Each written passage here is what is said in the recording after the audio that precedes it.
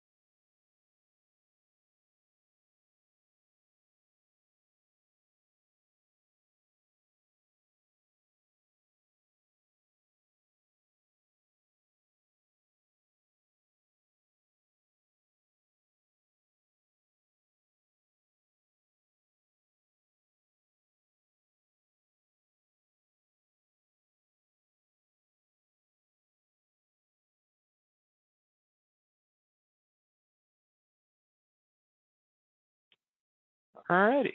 So we got a good number of people coming in. So I'll go ahead and get started. But once again, thanks everybody for hopping on to the webinar today to learn a little bit more about motion control. I used to call this wind-induced oscillation of overhead conductors and transmission lines, but today we shorten it up to motion control in a nutshell for you guys. But just to introduce myself, some of you I might have worked with in the past on some damper recommendations, some reports and stuff like that. But for those of you who may not know me, my name is Joshua Senn. I'm the motion control applications here at AFL. So I like to say anything that shakes or vibrates, usually I'm the guy that people come and ask some questions to. So just so you all know, this webinar is being recorded, and the recording will be sent out tomorrow in an email for your reference, and for any other questions you may have later on down the road. You can use it for a reference, show to other people and stuff of that nature. Certificate of attendance for continuing education will also be provided in that follow-up email tomorrow as well.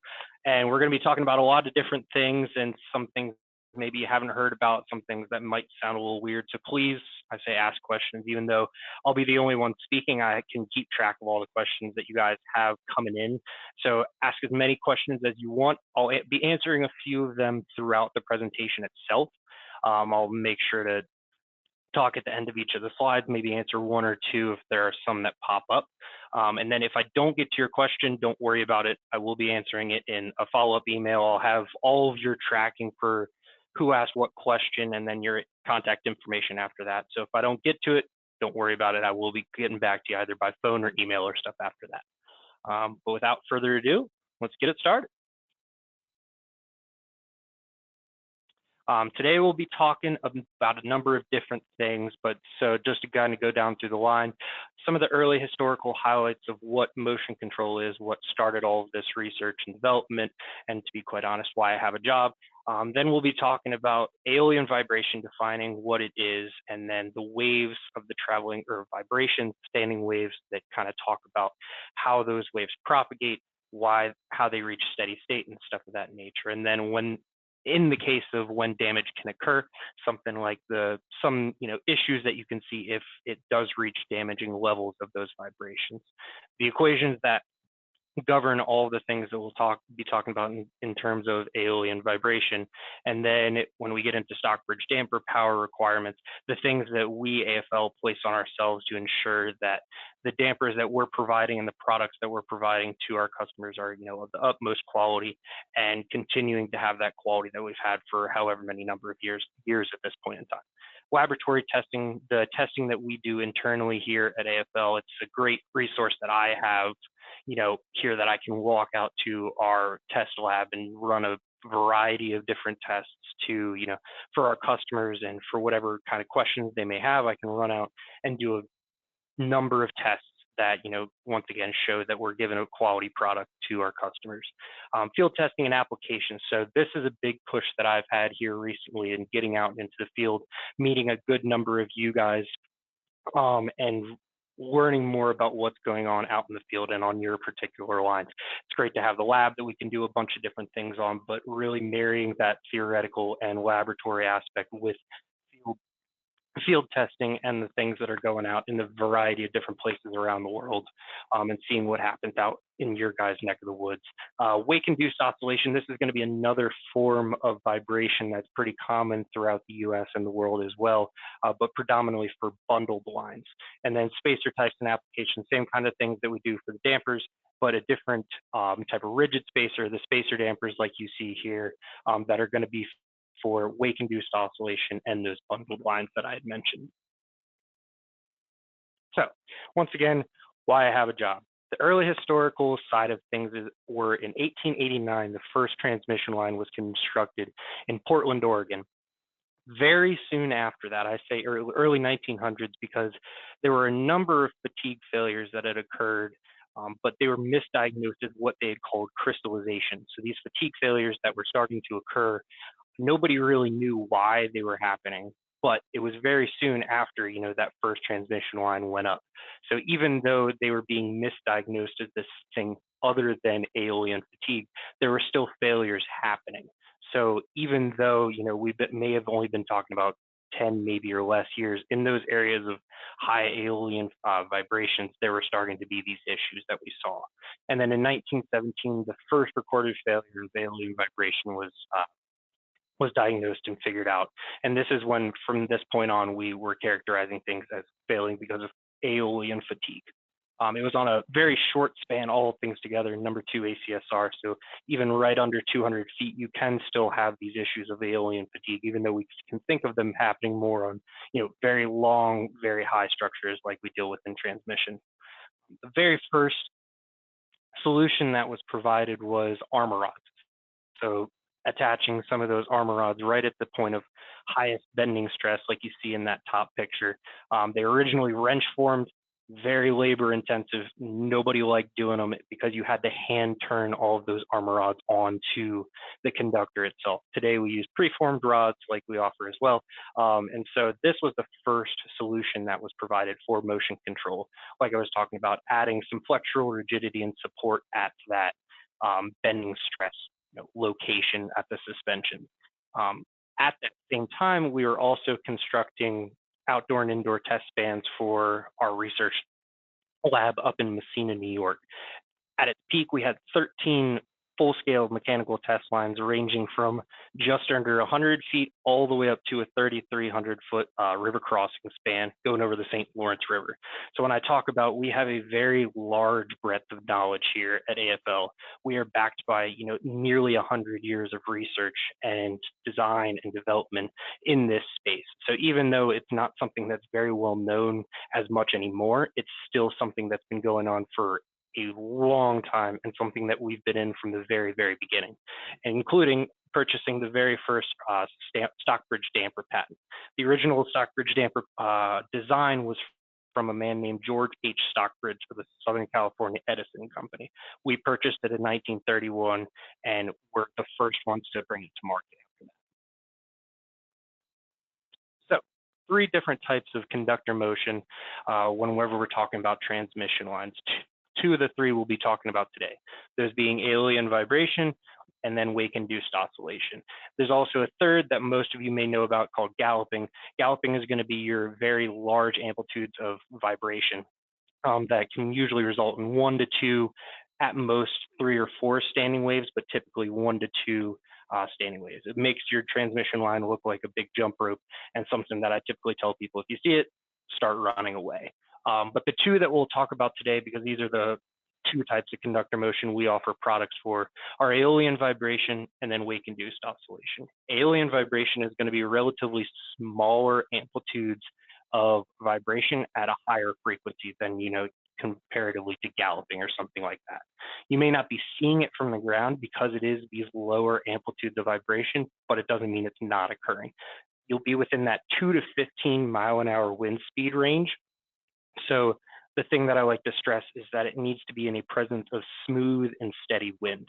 The 2 to 15 miles an hour is really where that can become, more prevalent. Once you get past 15, at most maybe 25 miles an hour in a different, kind of circumstances like we'll talk about here in a little bit, that's when things can start to get a little bit more turbulent, and that flow over the conductor won't be as smooth as it is necessary to have aeolian vibration.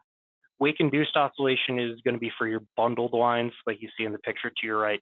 And that's where you're going to get some subspan oscillation horizontally, vertically, stuff like that. But that's going to be for your bundled conductors. That's where that wind is blowing over that front conductor and then hitting the conductor behind it, causing this wake and turbulence. That can happen a little bit more because you don't necessarily need a smooth and steady wind to cause this turbulence behind it. So that's why you can get up to 10 to 40 miles an hour in that cases. So what does aeolian vibration look like and what causes it? So it's going to be that low amplitude cyclic motion like I had mentioned beforehand. The wind is going to blow over that conductor in this smooth and steady fashion and then cause the vortex shedding like you see here in this video. And that vortex shedding is going to cause the lift moment and lift component to cause that conductor to vibrate back and forth. The equation that you see down at the bottom there is very normal and is a typical thing to see, that you can determine that frequency of vibration from 3.26 times the velocity of the wind over the diameter. So it's very easy to figure out what frequency your conductor is shaking at, but then also from that speed that you can find from weather stations and stuff of that similar nature.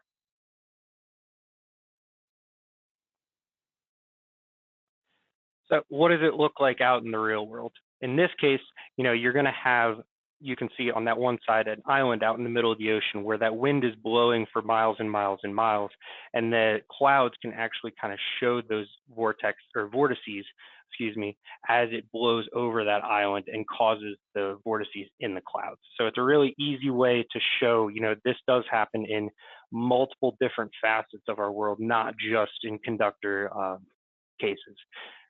Then you see on the right-hand side, the Golden Gate Bridge. It's obviously not a very round, structure. Why would I ever show this?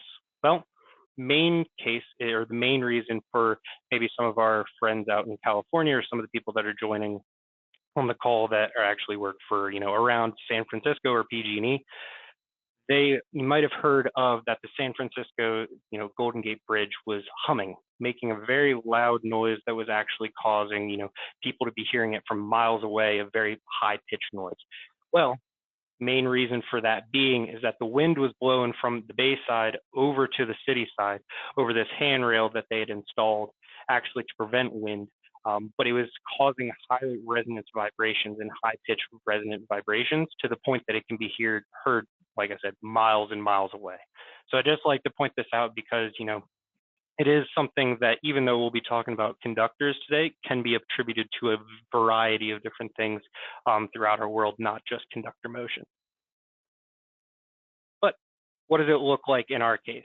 So I show this to show that waves that we're going to be dealing with today carry energy.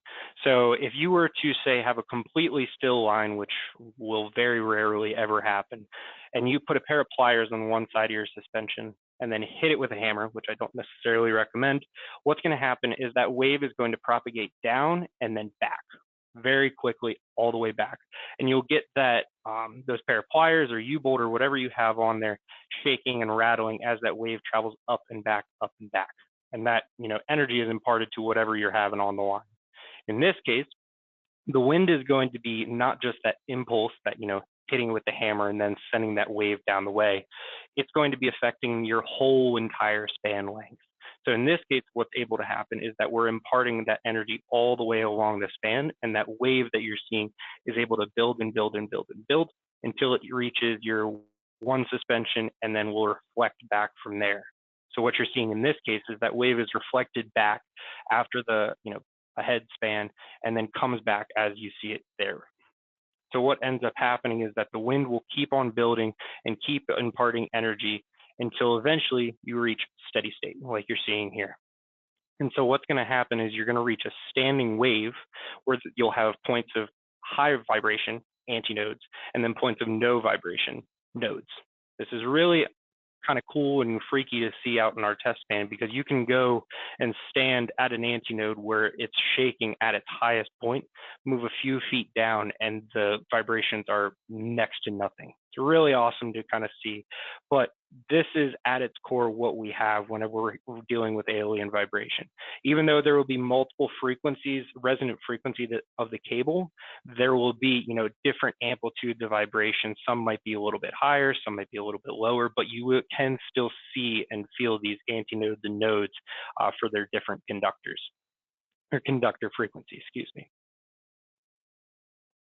So this is going to be your worst case scenario. What ends up happening, if you're reaching that steady state standing wave, like I had mentioned beforehand, you'll have those different resonant frequencies, and where you can have those different amplitudes imparted to your suspension, where you'll have these high levels of bending stress. The bending stress formula that you see down there, a bunch of different variables and whatnot, but the two ones that I really like to focus on are the F times the Y max. F being your frequency, Y max being your antinode amplitude. I highlight these two because you can have an equivalent bending stress at a high frequency and a relatively low antinode amplitude, as opposed to a low frequency and a high antinode amplitude. I say this because you can have that equivalent stress at your conductor suspension, or excuse me, at your suspension, where you're having all this stress, and even though you may not be seeing it from the ground, and especially for alien vibration, you may not be seeing it from the ground. You might be able to feel it on the tower and whatnot, but oftentimes whenever we're driving by on the highway or anything like that, you're not actually seeing these vibrations, but it doesn't mean they're not happening. So you can still have these damaged characteristics where your conductor strands are breaking, your davit arms are seeing some issues. If you have any marker balls, those can start to fail prematurely, and a bunch of other things can happen. Dampers themselves can even, droop and start to fail prematurely if the system is not damped properly. Worst case scenario, obviously, being broken strands, interior strands especially, that are holding the tension of your line. And the last thing we want is to have any of those wear out and then your conductor drops to the ground. And then I had a question, so have options for 20, 25, and 30 miles an hour. So yes, if we're talking about different resonant frequencies and those different wind speed selections, those are going to be more tied to the terrains that we're dealing with and how we are. When we have flatter terrains, that'll be more likely to have aeolian vibration because of the smoothness which the wind is able to blow. And I kind of show that here in a little bit. So great question. I'll be answering it in a little bit more depth here shortly. So the last thing we want is to have these standing waves, like I was talking about, where those high energy waves are able to impart the energy into the suspension that you have on that either side. And so what do we do in this case? We install a damper. Pretty simple, all things told. But what the damper, and any form of damper, in this case, it's a little Stockbridge damper, but the name of the game when we're talking about dampers is to reduce that amplitude down to a level which is no longer damaging. So in this case, that wave is still able to build over the full span length and then reflect back, But what the damper is going to do is it's going to take energy and vibrational energy out of the system and reduce that amplitude back down to a level which is no longer damaging. Like I said, that's the whole name of the game. We can do it in a variety of different ways. And over the course of, vibrational and motion control history, there have obviously been a vast number of ways to do this, but the two and most well-known are being the Stockbridge damper and the spiral vibration damper. This is going to be what it looks like out in the field, just so you know. I'm not, talking about it and there's no backup of it. Whenever we're seeing Stockbridge dampers going down the highway, or at least I'm looking at them because, I'm the damper guy, this is what you're seeing them move hardly at all. But in reality, what ends up happening is that damper is going to get put on, it's going to shake like crazy, or those weights are going to shake, and that conductor is reduced down to an amplitude that is no longer damaging. So you can see just how much it's reduced down even before that bolt is tightened up. I still recommend tightening the bolt because the last thing we want is the damper to shake like crazy and shake off. But this is going to be what it looks like whenever you actually install it, if you are at that resonant frequency of the conductor. Then it's going to zoom down and show you, compared to that one behind it, how much it's vibrating or how much it's not. And I like to also point out that this is one of the full-scale mechanical test lines that we had constructed at our Messina research division back in the day. So all of this stuff, we were able to test a lot of different schemes and damping placements and a lot of different types of varieties of products. But this was really, really imperative and really great to be able to get out into the field and actually test things. And it's helped me to really form this basis of which I'm able to offer these recommendations and solutions to you guys. And it is backed by not only what we're doing in the lab, but also out in the real world.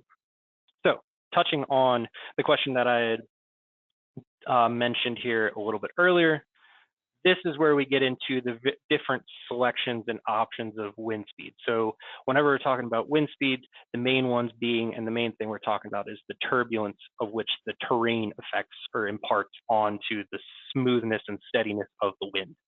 So I grew up in Pennsylvania, Penn's Woods, so very woody, very a lot of trees, and a lot of the transmission lines that we're going to be dealing with are going to be going through, your right of ways, where the transmission lines historically even were below the tree line, so they were protected by aeolian wind or any wind of that matter at all. So traditionally speaking, may not need as many dampers when those transmission lines are below that tree line. Whenever we get into the Midwest, a little bit more open, fewer trees, less underbrush, and then flatter terrain, that's when we start to get into aeolian vibration getting more and more likely, because now we have nothing to disrupt the flow of wind over the conductor, and it's just able to blow straight at it, 365 days a year, almost constantly. The next worst case that we have is going to be river crossings and canyon crossings, because now not only do we have no underbrush whatsoever, especially in cases where there are trees on either side, that wind is able to be funneled at those lines and go nowhere else, as well as being incredibly smooth underneath. So these are going to be, typically some of your worst case scenarios are those river and canyon crossings, because this is going to be where you have longer span lengths as well, higher tensions to, reduce the sag, a bunch of different cases and a bunch of different things that ultimately end up being more likely for aeolian vibration. So that's typically where, if you're dealing with Vibric and you're working with us on damper recommendations, this will be where your wind speed selections come from. And I like to make sure to say it's not about your wind gusts, it's about your steady wind. And so that's why I like to go more off of the terrain, as opposed to if you're pulling weather data from different types of places. If we want to, and we can figure out an actual wind speed, selection or recommendation that I would have for you based on your lines, that's something that we can work out, especially if you're looking to narrow down what kind of selection you're wanting. And when in doubt, more conservative is a little bit better. The 30 miles an hour, I would say, is your most conservative option, and something I would kind of tend to steer people away towards, because that's when you can be shifting so far or so close to the tower that it's not, you might be losing out on a few of those few lower wind speeds that you may be experiencing more often and throughout the year type of thing. So I mentioned high cable tensions, especially for those river crossings.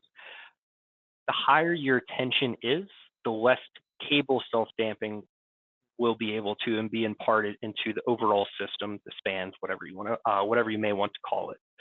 Your low cable tension will result in shorter waves and higher curvature within the conductor itself. And so you'll allow more points along the conductor where they're able to rub and cause friction. And that itself will self-dampen the system itself. So all different types of conductors will self-dampen differently. Your AACs will differ from your ACSRs. Your ACSRs will differ from your ACSS, and so on and so forth. But the one thing that really is, kind of constant across the board is that the lower your cable tension, the higher your self-damping. And then on the other side of that, your higher tension will usually result in lower self-damping as well. And so what's going to end up happening there is if you're pulling tighter, you will often potentially need more dampers to offset that loss in tension. So we're talking about damping and the rubbing of the different conductor strands. So here's a great point as well. The Stockbridge damper is the most popular form of damper that a lot of people are still using to this day, even though the design itself hasn't really changed a whole lot in almost about 100 years. At its core, on your left-hand side, you got the original patent drawing where you have weights, a messenger wire, and a clamp that's attaching to your conductor. All in all, things haven't changed a ton in terms of the basic design. On the right-hand side, you see the drawing for a 1700 AA series, and you have weights, a messenger wire, and a clamp to attach to your conductor. Not all that different.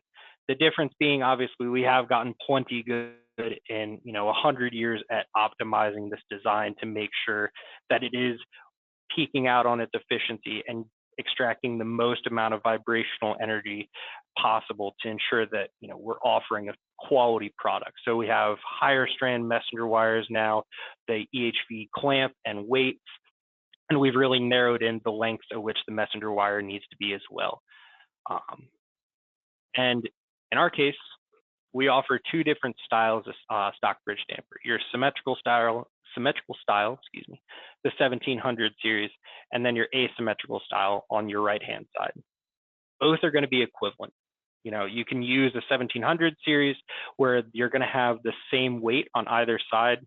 So in this case, we could say a 1706, which would have the same weight on either side. However, the 1700 AA series, so 1706 AA, is going to have a small weight and a large weight. This is predominantly where most of the cost comes from with Stockbridge dampers. So if we can reduce the amount of material that we can have, but get equivalent performance between the two, that'll help you guys and your ordering and whatnot, and to save a little bit of money. So this is I talk about being comparative and equivalent between the two designs. What it's going to look like on, for instance, ACSR Thrasher 1.802 inches in diameter, you'll have these different peaks along the efficiency curve where they'll peak out and have higher efficiency, but overall, they'll cover the same amount of range and be equivalent over this range. So for instance, the red line that you see is going to be for your 1708 AA, and then the blue line is going to be for your 1708. 1708 being the symmetrical style, the 1708 AA being your asymmetrical style. Overall, between these two, your 1708 AA is going to be 35.6 average efficiency, your 1708 35.2. So between the two, very, very similar, and just have those different peaks of efficiency.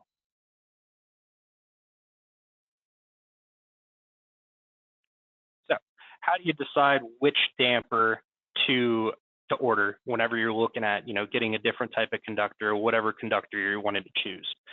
So the weight size is going to be directly tied to whatever size conductor you have.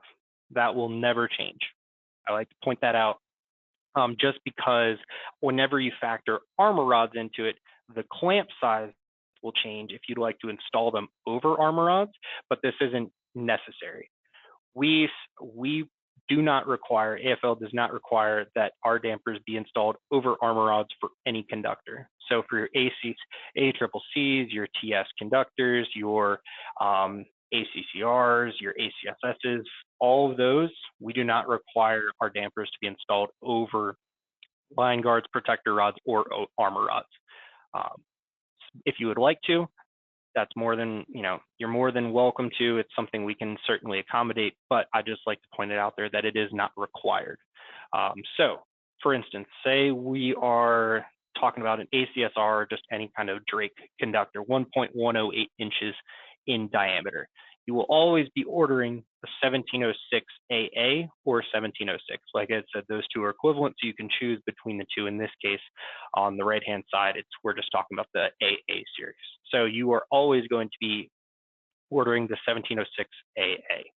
However, if you're installing over bare conductor, no armor rods whatsoever, it's going to be a -10. That -10 is going to be your clamp size.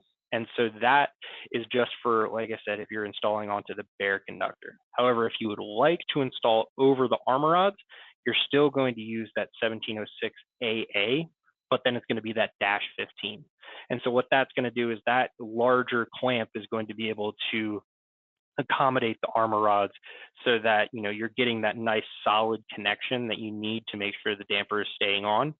But because the armor rods are relatively short in length compared to even a 200-foot long span, it's not going to affect the cable's vibrational tendencies or properties overall. It'll affect your flexural rigidity at the point of suspension and all these other things, but in terms of ordering the dampers, it will not affect the weight size that you order. I just like to point that out because I've had a few times where people wanted, a 1708 AA or 1708 damper for installing over armor rods of Drake. And what's going to end up happening is it's a damper, so it will be doing things, but it won't be operating at its maximum potential. And that's all we're trying to do. We're trying to match this cable impedance, the conductor impedance, to the impedance of the damper itself. So how do dampers work? All in all, it's very simple. Conductor shapes, the weights shake on the damper at two different modes as you see below. The strands of that messenger wire start to shake and vibrate and cause friction within the messenger wire itself. That'll produce heat, and that heat is going to be what dissipates the energy or dissipates the vibrational energy of the conductor itself.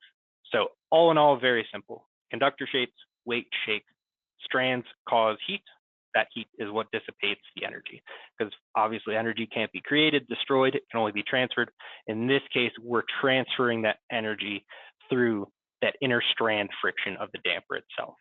So that first mode of the damper you see on the bottom is going to be where it shakes at a lower frequency, and it's going to shake on the outside of the damper itself. And then when we switch to a higher resonant frequency damper or a higher resonant frequency, it's going to shake on the inside. In this case, we're looking at a asymmetrical style damper. So it'll have that large weight on the right and then that small weight on the left. And so what it's going to do is it's going to start shaking at that lower frequency on the outside of the large damper first, and then it's going to shift over to the small weight on the left-hand side and start shaking on the outside here, but at a slightly higher frequency there. Then after this, it's going to move over to the inside of the large weight on the inside. And then after this, it's going to transition to the inside of the small weight. So the key difference that you'll have between a symmetrical and asymmetrical style, not only just having that large and small weight, is you're going to be tapping into 4 resonant frequencies as opposed to the 2 with the symmetrical style damper. So equivalent performance between the two, but it'll be your difference between 4 resonant frequencies and then the 2 resonant frequencies, and that's just to make sure that whenever we're having that small weight, we're able to tap into those 2 extra frequencies to give you that full range of protection over the aeolian range. So a number of you probably have reached out to me in the past or have worked with me on damper placements. Damper placements are a key feature. In addition to making sure that you get the correct damper, you want to make sure that you're placing it at a very, very opportune place to make sure that it's always working. We talked about nodes and antinodes at the very, very beginning. For a damper to work, it has to be shaking. If a damper is not shaking, it's not dissipating energy at all. So that damper placement is incredibly important to making sure you get the full protection that we want to make sure you're always dissipating energy. The wind speeds will directly affect those vibrational waves and how long or short they are. We call them free loop lengths, FLLs. Your equation down below is square root of tension times the gravity over the weight of the conductor divided by 2 times the frequency. So a few easy things to calculate, all things considered, but your tension is always changing. Your frequency due to the wind is always changing. If I knew that, your frequency or your wind was always going to be 5 miles an hour, I would have 5 miles an hour. I would have a pretty good idea of where to tell you to put that damper. I'd tell you put it at that antinode, where it's shaking at its most, of the 5 mile an hour free loop length. However, wind is always changing. We all know this. It's always changing direction. It's always changing speed. Your humidity, your pressure, air pressure, a bunch of things are always changing.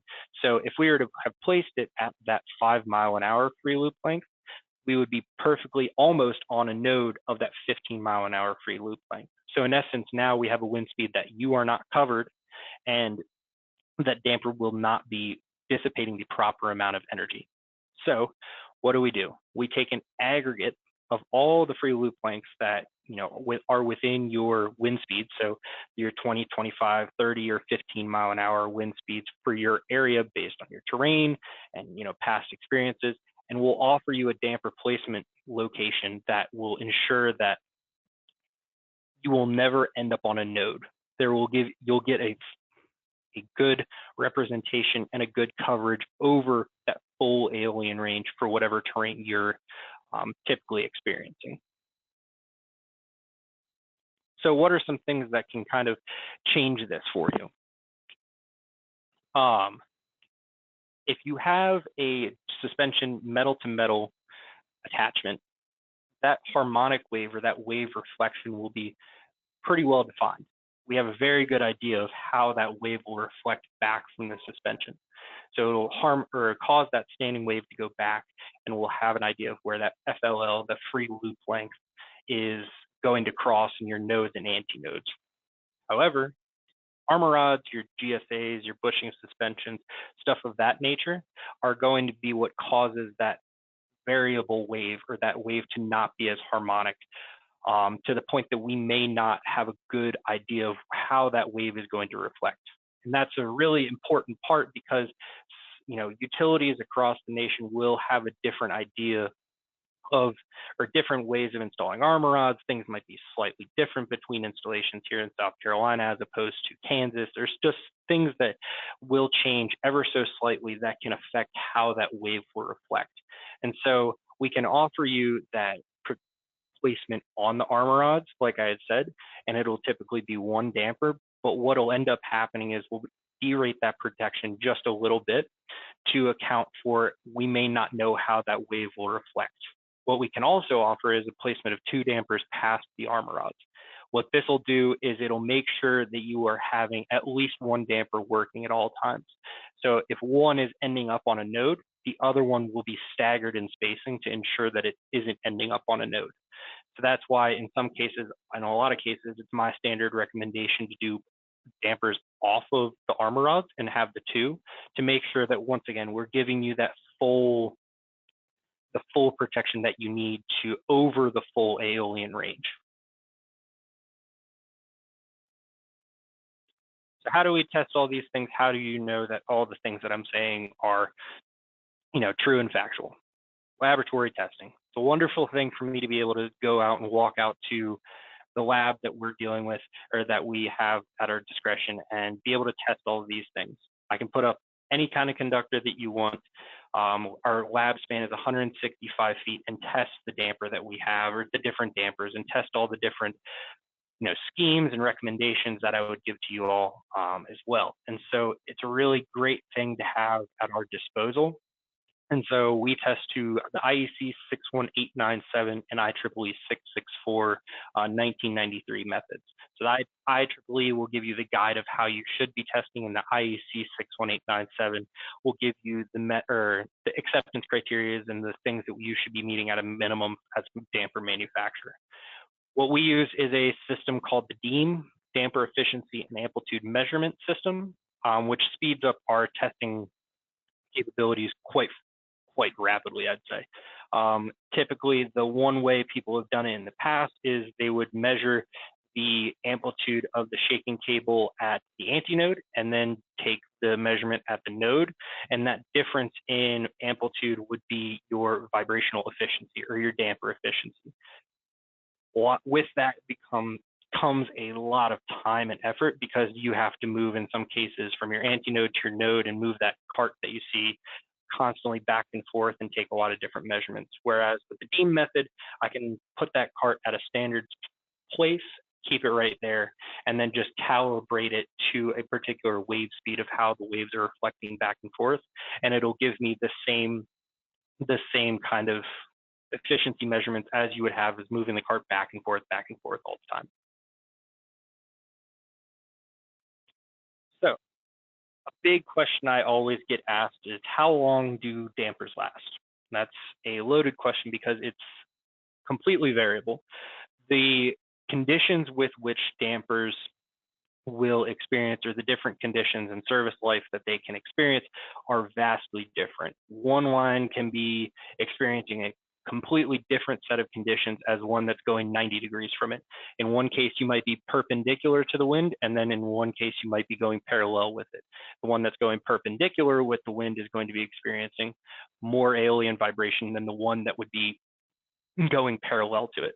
So I like to point this out because the top left damper has been installed since the 70s. It's been up there for 50 years at this point in time. And it's about to the point that I would recommend replacing it, because it's starting to sag about 30 degrees down the line, or from its standard straight line. However, the ones on the right were installed probably around the same amount of time, probably right in that 70s mark. But if you look completely straight, I wouldn't necessarily recommend replacing these, because they're still straight. They're still there dissipating the vibrational energy and still doing their job. Bottom left-hand one is a damper that we installed on an antenna tower guy wire. So same kind of thing, but this one was installed in New Orleans, Louisiana, right outside of the city. This one has been installed since the 1980s and has seen countless number of hurricanes, so very high winds as well, but is still attached, still doing its job, and still very straight. So I like to point out these different things, because even though one damper may be installed in a completely separate area at the same time as another one right down the line, it can still experience very different levels of vibration throughout its life. So Stockbridge dampers aside, now let's move to a completely separate type of damper, SVD, spiral vibration damper. While Stockbridge dampers are a form of tuned mass damper, these are going to be a type of what we would call impact damper. So the mass of a Stockbridge damper is directly tied to the mass of the conductor itself, the source of vibrations, hence tuned mass. SVDs are a form of impact damper because they are going to directly impact the shaking conductor. What that's going to do is it's going to knock the conductor out of resonance locally and cause that resonance to shift at the point where it's attached. And that is going to reduce the amplitude down to a point which it is no longer harmful. So I had said at the very beginning, the name of the game is reducing amplitude to the point that's no longer damaging. In this case, we're doing it through the form of impacts. So if we can shift that resonance of the conductor at that point to to eliminate or reduce that amplitude down to a point that's no longer damaging, we have successfully done our job. In this case, you can see from that baseline orange line, we're reducing it down by drastically, or a very drastic amount, even when we install one damper. And then if you nest them together, so you can nest SVDs up to 3 at a time, you're reducing it even more. So the number of impacts or the number of places that it's impacted along the line are going to be tied to how much you're reducing the amplitude. So in some cases, we will recommend Stockbridge dampers over SVDs, and that's because at some point you'll reach a mass and a weight of the conductor, which SVDs can't make up for, and they aren't as effective as a Stockbridge damper. So instead of buying 8 SVDs to make up the loss in impacts, it might just be more economical to install one Stockbridge damper at that point in time. But for your OPGWs, your ADSSs, your small shield wires and conductors, SVDs are a really great option. So a big thing that I've taken to, and a big thing that I've been pushing here recently, is the field testing, like I had mentioned. This is a really great way for you as utilities or EPCs or whoever your clients are to learn more about where you're experiencing some issues, or maybe it's a new kind of conductor that you're dealing with, for a variety of different cases. But these are a really great way to install these recorders, leave them up there for about 1 to 2 months. I typically would recommend 2 months, and get a very good idea of how your lines are vibrating out in the field. And so it's very easy to install. We use a recorder called the Vibric 500 by Pfister. Typically very easy to install. I've done it a number of times at this point in time, and a lot of the time I keep asking the linemen, like, hey, what are some things I can change? And overall, they seem to think it's really easy. In this case, the picture that you're seeing is one installation I was just at in Mount Storm, West Virginia. They were having some issues. We installed 2 of these recorders, and we're leaving them up there for 2 to 3 months at a time to really get an idea of what they're experiencing, because there's one line to the left where they've installed these lattice structures that are having some issues, but then one to the right where they've been perfectly fine. And a big part of that too, going along with the terrain, is that the ones on the left are significantly taller than the ones on the right. So even though this tall one is only, grown by maybe 50 feet or something like that, it can get so far above that tree line that in the eyes of the conductor and all these other things, you are in, a 20-mile-an-hour zone or flattened terrain, stuff like that. So that height of the transmission line can also have a very direct effect on the levels of vibration that you're seeing. And that's a very likely point of what's experiencing here. But these are, something that we're trying to prove and something we're trying to look at here out in the field as well. So if you have any questions about this type of thing, feel free to reach out to me and I can share with, some more pictures, videos, whatnot, stuff of that nature. So, and then somebody in the chat had asked, what's the typical size cutoff to start using Stockbridge dampers over SVDs? So our SVDs run up to right over 3/4 of an inch. And within that span, you can use either one that you would like. So your SVDs can go up to that 0.77 inches. At that point, past that 0.77 inches, that's where I would recommend using Stockbridge dampers. You can use whichever one you would like. It's very similar, under that 0.77 and under, you can use whichever one you would like. I know plenty of people that still use Stockbridge dampers for those cases underneath, but I know plenty of people that use SVDs under as well. So it really comes down to personal preference within that range, but over 0.77 inches, that's where I would typically recommend using Stockbridge dampers over that. So how do we form these recommendations for you guys and make sure we're providing a good solid basis of where to place these dampers and stuff like that? What we use is what we've called KLS curves, and KLS curves are different recording sessions that we've done throughout our 70 plus years in the industry of motion control.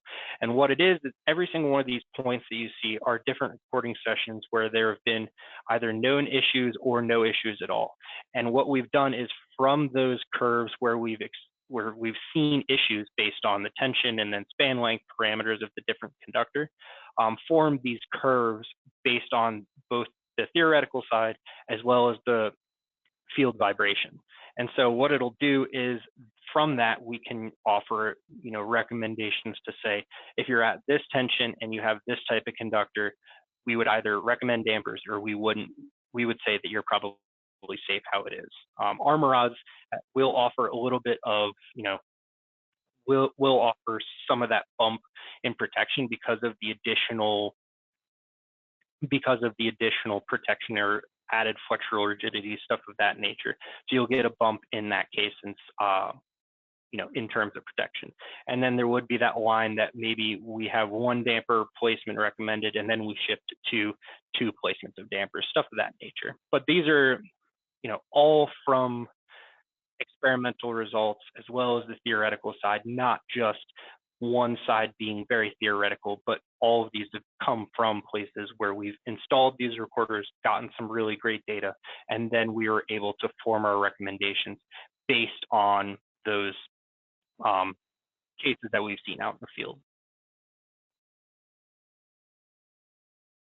And we take all that information in and we pass it on to Vibric. So I'm sure a lot of you are well acquainted to Vibric, and so this is going to be, our program that we use to offer for damper placements as well as quantities and stuff like that. So it'll take into account your span lengths, your terrain, your tension, and a bunch of different parameters about the cable, and then offer you that placement recommendation from there. It's completely free to use.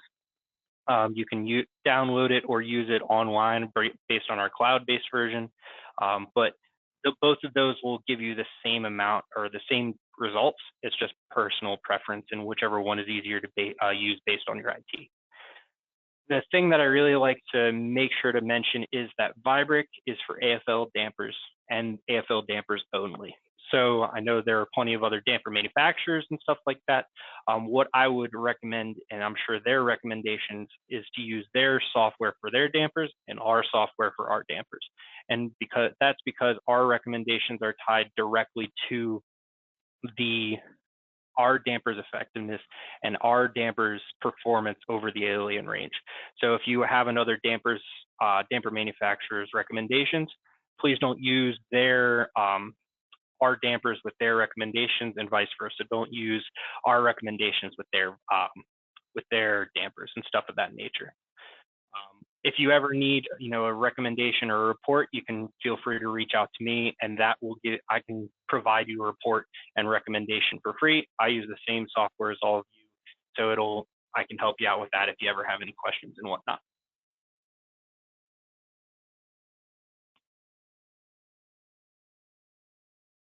Somebody had asked, so armor rods themselves add some dampening protection, but when used with dampers over armor rods, it reduces the damper's effectiveness. Is this correct? That is correct.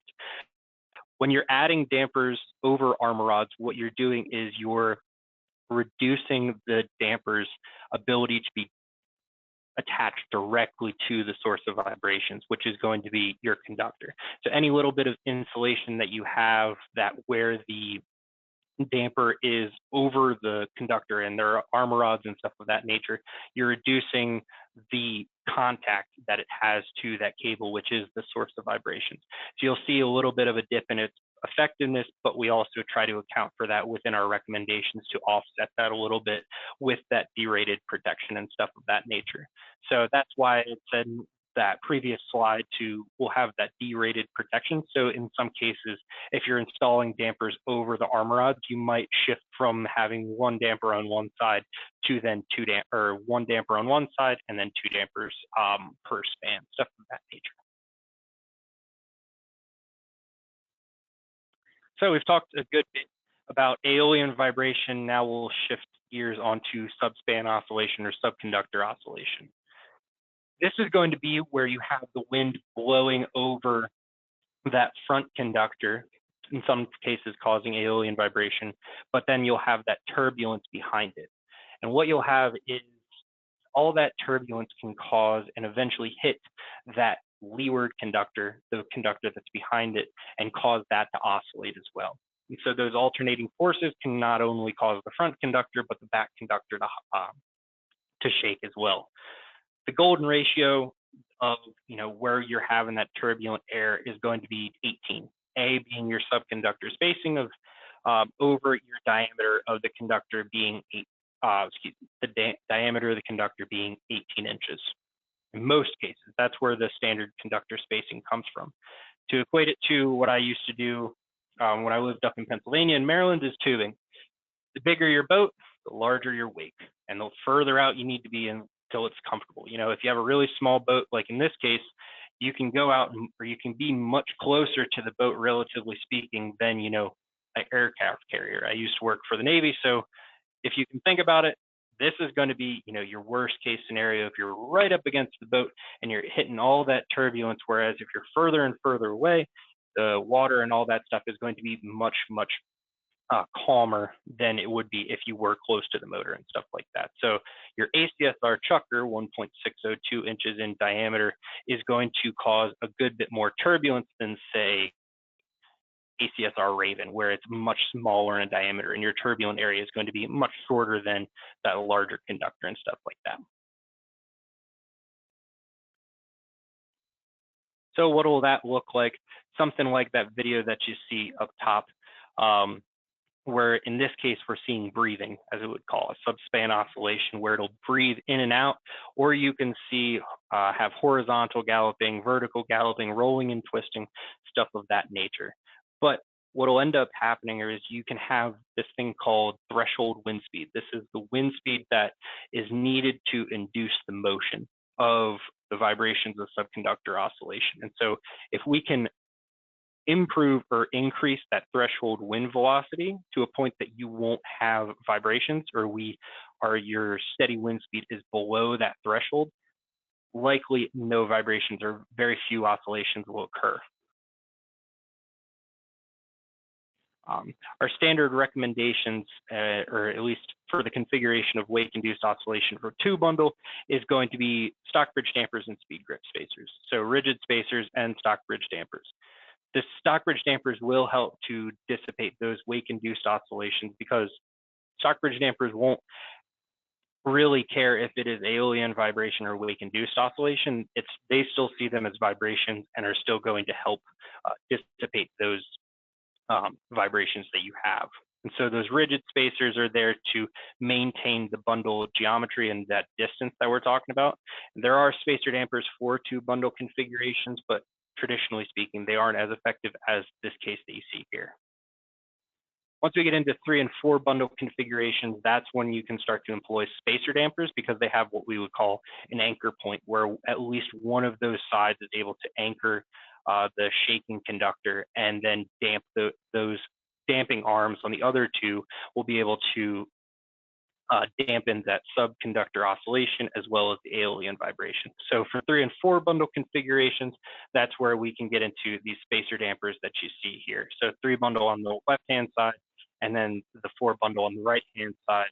And what those employ are damping elastomers. Instead of that messenger wire, the Stockbridge damper, like before, these are going to function very similarly in terms of they're creating that friction within the hub of the frame, but then dissipating that energy through the heat of the elastomers themselves. As with Stockbridge dampers, the spacing of the spacer dampers are also very, very critical. The most easy way to employ them would be to have a standard spacing all the way down the line. So 250, 250, 250, 250, so forth, whatever you may want to do, just so it's all standard and fairly easy to install. However, what we would recommend is doing what we call detuning. So have different subspan spacings down the line. And what that will do is make sure that if one subspan is vibrating, it won't trickle down the line, and so that all of them are shaking at the same resonance, because these will shake at the same resonance if they're all at the same. So if you had it all 250 down the line, they could all start to shake at that same resonance. Whereas here, 230 and the two, even just shortening it up by 17 feet, those two won't vibrate within the same resonance. And that'll increase your threshold wind velocity. The next thing that you can do is have a very short first subspan. That'll put your threshold wind velocity so high within, that place next to the tower that it will, that this is the one we want to make sure that doesn't shake and resonate, because we are going to be having that point of highest bending stress at that tower. So if we have 250, 230, whatever it is down the line, we'll have this one be significantly shorter compared to the rest of them. And put it all together, it'll look something like this, where you'll have that short first subspan, and then we optimize the rest of the span down the line to make sure that we're having that staggered spacing, stuff of that nature. We had a few questions. Let me go. Any recommendations on how to model in PLS CAD to determine any conductor loading? That would be something that I would probably want to work with you guys on a little bit more closely, because that would be pretty concentrated to maybe some of the areas that you're working with. If you're an EPC that does things all over the United States, I would probably want to take a really good look at whatever your weather criteria or your weather, or weather types in the area are going to be. And so that might be something that we work a little bit more closely on, instead of just giving a broad type of recommendation. That would be like, I'm going to probably pull your NOAA data, your wind data, a bunch of other stuff from there. And so from that, if you got, I know I answered a few of the questions. I think I missed a few in the chat as well. So I will make sure to follow up with anybody who I may not have gotten to your questions and whatnot after that. But if you guys have any other questions, or if you're all good to go after that, I thank you guys all for tuning into the webinar. And, like I said, this recording will be given to you guys tomorrow through a follow-up email, and then also your certificate of attendance. But yeah, if you guys have any questions, feel free to reach out to me, any of your local AFL people, and we'd be happy to help you guys out. It's something I take great pride in, and something I really enjoy is offering solutions for motion control and whatnot. So I really want to work with you guys to provide the best possible solution that we can for any kind of issues that you're having, or best case scenario, avoiding any issues that we can out in the future. But yeah, without any further ado, I appreciate your guys' time and hope you guys have a great rest of your day.